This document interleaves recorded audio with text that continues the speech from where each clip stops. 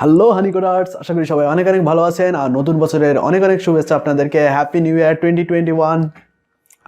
আজকে তো 2 তারিখ ভাই, 1 তারিখে আপনি না জানিয়ে 2 তারিখে জানাচ্ছেন, কি কাহিনী কি?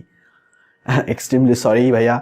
1 তারিখে আমার বাসার পাশে একটা অনুষ্ঠান হচ্ছিল, যার কারণে 1 তারিখে কোনো উপায় ছিল না যে আমি ভিডিও রেকর্ড করব। আর 1 তারিখে যদি আমি ভিডিও রেকর্ড করতাম তাহলে আমার ভয়েসের সাথে সাথে যে মিউজিকের যে ভয়েস সেটাও চলে আসতো আর আপনাদের বিরক্ত লাগতো। সেজন্য 1 তারিখে কোনো পরিবেশ ছিল না ভিডিও রেকর্ড করার মতো। কাজেই আজকে 2 তারিখে আমাকে ভিডিও রেকর্ড করতে হচ্ছে। নতুন বছরে আমি আপনাদেরকে একটা কমপ্লিকেটেড বিষয় একটু সহজভাবে বোঝাতে চাই। সেটা হচ্ছে প্যাশন কিভাবে তৈরি হয়। একটা বিষয় ভাবেন, প্যাশন কিন্তু আমরা জন্মগতভাবে নিয়ে আমাদের ভিতরে নিয়ে জন্মায় না। প্যাশন সারকামস্ট্যান্স, মানে আমাদের চারপাশের পরিবেশ, আমাদের ইন্টারাকশান, এটা থেকে কিন্তু প্যাশনটা তৈরি হয়। ও তার মাঝে একটা কথা বলে রাখি, এই ভিডিওটা হচ্ছে তাদের জন্য যাদের প্যাশন নিয়ে এখনো কনফিউশন আছে, যারা এখনো তাদের প্যাশনটা খুঁজে পায়নি। প্যাশন কি? যেটা নিয়ে লেগে থাকা যায়, দীর্ঘক্ষণ কাজ করলেও আপনার কোনো অস্বস্তি ফিল হয় না, বরং আপনি আরো ইন্টারেস্ট ফিল করেন। সেটাই হচ্ছে আপনার প্যাশন আমার দৃষ্টিতে। তাহলে এই প্যাশনটা কিভাবে গ্রো করব আমার ভিতরে? প্যাশনটা কি আমি জোর করে বানাই ফেলবো, না প্যাশনটা এমনিতে এমনিতে চলে আসবে? আমি আপনাদেরকে একটা ছোট্ট গল্প বলবো, সেটা আপনারা শুনবেন। তাহলে আমার দৃঢ় বিশ্বাস আপনি এই কঠিন বিষয়টা রিলেট করতে পারবেন, যে কিভাবে প্যাশন তৈরি হয় সেটা আপনি বুঝতে পারবেন। এনিওয়ে, তো গল্পে ফিরে যাই, আমরা গল্প শুরু করি। আচ্ছা, গল্প শুরু করার আগে আপনাকে এই সব কিছু ভুলে যেতে হবে। এই প্যাশন, মোটিভেশন, এই সব কিছু ভুলে যান। আমি চলে যাব আমার ছোটবেলায়। আমি যখন অনেক ছোট ছিলাম, সম্ভবত আমার বয়স তখন 8 অথবা 10, এরকম একটা বয়স আমার তখন ছিল। আমার খুব মনে পড়ে যে এই সময়ে কোনো কম্পিউটার ছিল না, রঙিন টেলিভিশন ছিল না, মানে আমাদের এলাকায় ছিল না, আমি জানি না অন্য কোথাও কি অবস্থা ছিল। আর মোবাইল সম্ভবত ওই নোকিয়া 1100 যে মোবাইল আছে ওই মোবাইলগুলো ছিল, যেখানে ওই সাপ খেলা করা যেত। এনিওয়ে, একটা মেসেজ চলে আসছিল। এখন যেটা হয়েছে সেটা, ওই সময়ে ওই সাদা কালো টেলিভিশন ছিল। ওই সাদা কালো টেলিভিশনে বৃহস্পতিবার এবং শুক্রবার এই 2টা দিন কেবল সিনেমা দেখাইতো। কারণ বৃহস্পতিবারে যে সিনেমাটা হতো, বাংলা সিনেমা, সেই সিনেমাটার কোয়ালিটি অতটা ভালো ছিল না, অতটা হিটের মুভি ছিল না, অতটা রোমান্টিক মুভি ছিল না। মানে বৃহস্পতিবারের মুভিটা অতটা ভালো ছিল না, কিন্তু শুক্রবারের মুভিটা অনেক ভালো মানের মুভি দেওয়া হতো। ভালো মানের বলতে খুব ভালো হিট অথবা রোমান্টিক এরকম একটা মুভি শুক্রবারে দেখানো হতো। এখন প্রত্যেক শুক্রবার এবং বৃহস্পতিবার, মানে এক সপ্তাহে এই 2 দিন, আমি আমার দিক থেকে বলতে গেলে আমি খুবই মুখিয়ে থাকতাম যে আমাকে সিনেমা দেখতে হবে। আমার সাথে সাথে আমার চাচাতো ভাইয়েরা বা আন্টি আপুরা, তারাও গিয়ে ওই সিনেমা দেখত। এখন আমি আমার কথাটা বলি, আমার খুবই খুবই ভালো লাগতো সিনেমা দেখতে, বাংলা সিনেমা। তখন সেই সিনেমায় অভিনয় করতো রাজ্জাক, শাবানা, জসিম, ইলিয়াস কাঞ্চন, আর আরেক দিকে ছিল শাবনূর, শাকিল খান, সাকিব খান, রিয়াজ, পূর্ণিমা, এদের। সো এরকম একটা জুনিয়র ছিল আর একটা সিনিয়র, মানে জুটি ছিল।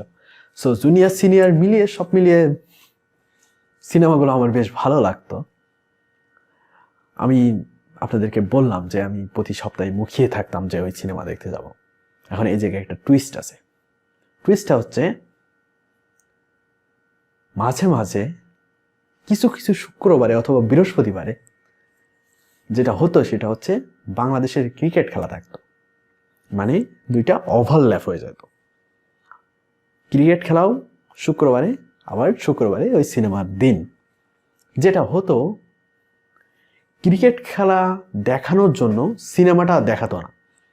শুক্রবারে হোক আর বৃহস্পতিবারে হোক, ওই সিনেমাটা না দেখে তারা কি করতো, ক্রিকেট খেলাটা দেখাতো। এখন ক্রিকেট খেলা তো সিরিজ থাকে, যে দেখা যাচ্ছে টেস্ট খেলাগুলো তো পরপর দিনের পর দিন হতে থাকে। টেস্ট খেলা সম্ভবত দেখাতো না, ওডিআই বা টি-20 ওই সময় ছিল না, ওডিআই দেখাতো। এখন ক্রিকেট খেলা যখন দেখাতো তখন সিনেমা না হওয়ার কারণে আমার খুব খারাপ লাগতো যে ইস, এক সপ্তাহ পরে একটা ভালো সিনেমা হবে শুক্রবারে, সেই সিনেমাটা হচ্ছে না। আমার তখন মনে হতো ক্রিকেট খেলা এই পৃথিবীতে কেন আছে, কেন পৃথিবীতে ক্রিকেট খেলা আছে, এই ক্রিকেট খেলা বাদ দিয়ে দেওয়া উচিত। ক্রিকেট খেলার কারণে সিনেমা হচ্ছে না, মানে ক্রিকেট খেলার প্রতি আমার খুব খুব খুব খুব রাগ হতো। একটু রিলেট করতে হবে বিষয়টা, আমি রিলেট করে দিচ্ছি আপনাদেরকে। ক্রিকেট খেলা আমার খুব খারাপ লাগতো আর সিনেমা খুব ভালো লাগতো। দুইটা আলাদা আলাদা জিনিস, একটা জিনিস আমার ভালো লাগে আর একটা জিনিস খুব খারাপ লাগে। মানে এই ক্রিকেট খেলা হওয়া যাবে না কোনোভাবে, শুক্রবারে ক্রিকেট খেলা হওয়া উচিত না। এখন দেখেন কি হলো, আজকের দিনে আমার মনে হয় যে বাংলা সিনেমা হওয়াই উচিত না, ক্রিকেট খেলা প্রতিদিন হওয়া উচিত। মানে আমার মাইন্ডটা কিভাবে চেঞ্জ হলো, এই ভেতরে মাইন্ডটা কিভাবে চেঞ্জ হলো এটা আপনাদেরকে বুঝতে হবে। এটা চেঞ্জ হওয়া মানে প্যাশন চেঞ্জ হওয়া। আপনার একটা জিনিস এখন ভালো লাগছে, একটা সময় গিয়ে আরেকটা জিনিস ভালো লাগবে, মানে আপনার প্যাশনটা চেঞ্জ হয়ে যায়। কিভাবে নতুন একটা প্যাশন তৈরি হয়, নতুন একটা প্যাশন তৈরি হওয়ার প্রক্রিয়াটা আমরা এবার বুঝি। দেখেন কিভাবে আমার এই প্যাশনটা তৈরি হলো, আমি খুঁটে খুঁটে এক্সপ্লেন করে আপনাদেরকে বলছি। যখন আমার ক্রিকেট খেলা ভালো লাগতো না, মাঝে মাঝে আমার কিছু চাচাতো ভাইয়েরা বা আঙ্কেলরা তারা ক্রিকেট খেলা দেখতো। এখন যেহেতু আমার সিনেমা দেখা হচ্ছে না, কাজে আমি ওই তাদের পাশে বসে বসে এই ক্রিকেট খেলা দেখতাম এবং তখন মনে মনে খুবই রাগ হতো, খুবই খারাপ লাগতো, তারপরেও আমি দেখতাম। এই বিষয়টা কিন্তু ইম্পর্টেন্ট। খুবই খারাপ লাগতো, বাজে লাগতো, রাগ হতো, তারপরও দেখতাম। এবং কাদের পাশে বসে দেখতাম? যারা ক্রিকেট খেলা বোঝে, ক্রিকেট খেলা জানে, ক্রিকেট খেলা ভালোবাসে, তাদের পাশে বসে বসে ক্রিকেট খেলা দেখতাম। কিছুই বুঝতাম না, কারা ব্যাট করছে, কে আউট গেল, রান আউট হলো, ক্যাচ আউট হলো না কি হলো, কিছুই বুঝতাম না আমি। মানে প্রথম দিকে আমরা কিছুই জানি না, বুঝি না। একটা নতুন কিছু, একটা নতুন বিষয় আপনি প্রথমেই কিছু জানবেন না, বুঝবেন না, প্রথমেই দেখলে আপনার খারাপ লাগবে, আপনার রাগও হতে পারে, আপনার প্রচণ্ড রকমের খারাপ লাগতে পারে। এটা যে কোনো একটা বিষয়ের ক্ষেত্রে এটা ঘটে, এই বিষয়টা একটু মাথায় রাখুন। তো ক্রিকেট খেলায়ও আমার ওইরকম লাগতো, খুব খারাপ লাগতো, কিছুই বুঝতাম না, কিন্তু আমি দেখতাম, তাদের পাশে বসে বসে দেখতাম। আস্তে আস্তে খুব ধীরে ধীরে আমি বুঝতে শিখলাম আউট কি জিনিস। স্টাম্পে যখন লাগে তখন কি আউট, যখন বল মেরে দেয় কিন্তু বল বাতাসে উড়ে হাতে পড়ে তখন আউট, মাটিতে টাচ হবে না তখন আউট। রান নিতে গিয়ে কেউ যদি স্টাম্পে ডিরেক্ট মেরে দেয় বা হাত দিয়ে লাগিয়ে দেয় বল, তাহলে আউট। এই আউটের বিষয়গুলো আমি বুঝতে শিখলাম যে আউট। তারপরে 1 রান, 2 রান, 4 রান, 6 রান, এই বিষয়গুলো আমি বুঝে ফেললাম। তার মানে ধীরে ধীরে আমি ক্রিকেট খেলাটা বুঝে ফেললাম। ও তার ভিতরে একটা কথা বলি, তখন আমি দল চিনতাম না যে কোনটা বাংলাদেশ, কোনটা ওয়েস্ট ইন্ডিজ, কোনটা পাকিস্তান, কোনটা ইন্ডিয়া, কোনটা জিম্বাবুয়ে। তখন বাংলাদেশে আবার জিম্বাবুয়ের সাথে একটু বেশি বেশি খেলা হতো, বাংলাদেশ দল একটু নর্মাল ছিল, জিম্বাবুয়ে বাংলাদেশের থেকে ভালো ছিল। তো জিম্বাবুয়ে আর বাংলাদেশের খুব কম্পিটিশন হতো।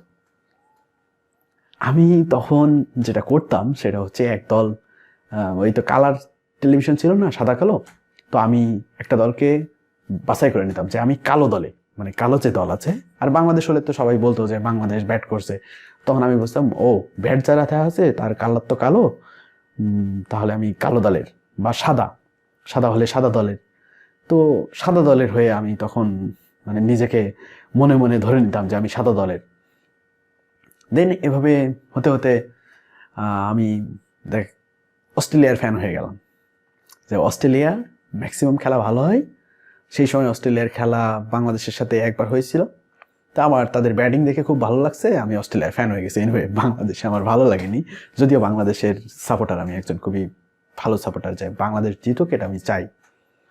এখন দেখেন কি হলো, একটা সময় এসে আমার আর সিনেমা ভালো লাগে না, সিনেমা হওয়া উচিত না, প্রতিদিন খেলা হলে ভালো হয়, এরকম একটা মন মানসিকতা আমার ভেতরে চলে আসলো। কিভাবে আসলো? ভালো না লাগা থেকে ধীরে ধীরে ধীরে ধীরে ভালো লাগাটা আসলো।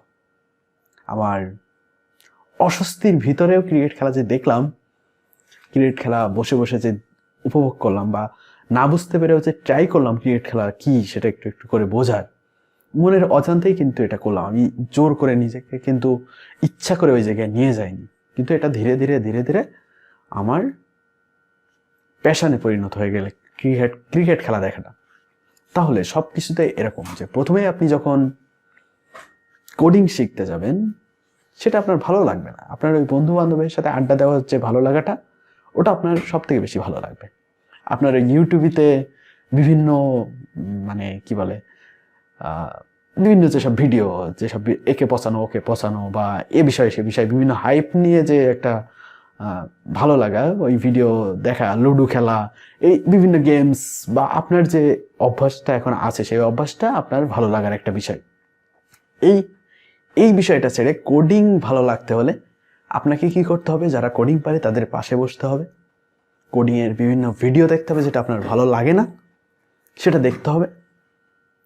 তাহলে আস্তে আস্তে আস্তে আস্তে আপনার ওই বিষয়গুলো বিলুপ্ত হয়ে যাবে এবং কোডিংয়ের ভালো লাগাটা চলে আসবে। শুধু কোডিংয়ের ক্ষেত্রে না, আপনি ভিডিও এডিটিংয়ে খুব ভালো করতে চাইলেও আপনাকে ঠিক সেম কাজটা করতে হবে যারা ভিডিও এডিটিং করে, বা ভিডিও এডিটিংয়ের ভিডিও দেখে দেখে আপনার প্রথম দিকে খুব খারাপ লাগবে, প্রথম দিকে আপনি বুঝতে পারবেন না, চরম মেজাজ গরম হয়ে যাবে, মাথা কামড়াতে শুরু করবে।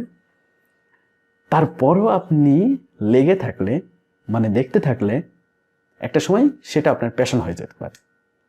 সিম্পলি এই বিষয়টা হচ্ছে এরকম যে প্রথম দিকে সব কিছু আসলে কঠিন থাকবে, প্রথম দিকে ভালো লাগাটা থাকবে না, কিন্তু ধীরে ধীরে ভালো লাগাটা চলে আসবে। তো আশা করি আপনারা বুঝতে পেরেছেন যে প্যাশন কিভাবে তৈরি হয়, কিভাবে একটা প্যাশন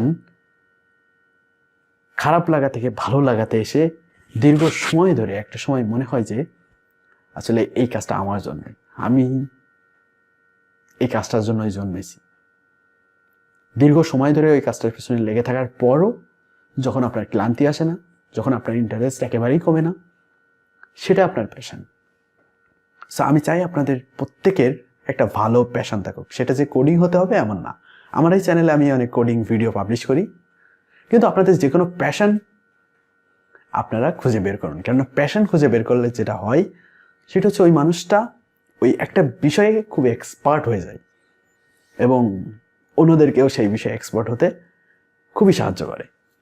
আমি চাই আপনারা প্রত্যেকে একটা ভালো প্যাশন খুঁজে নেন আপনাদের জীবনে। আপনাদের জন্য শুভকামনা থাকলো, নতুন বছরের অনেক অনেক শুভেচ্ছা। আবারও আপনাদের আমার জন্য দোয়া করবেন, আর আমাদের চ্যানেলের ভিডিও ভালো লাগে থাকলে অবশ্যই সাবস্ক্রাইব করবেন, বেল বাটনে ক্লিক করে রাখবেন নিয়মিত ভিডিও আপডেট পাওয়ার জন্য।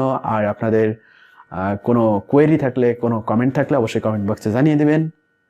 Thank you so much everybody.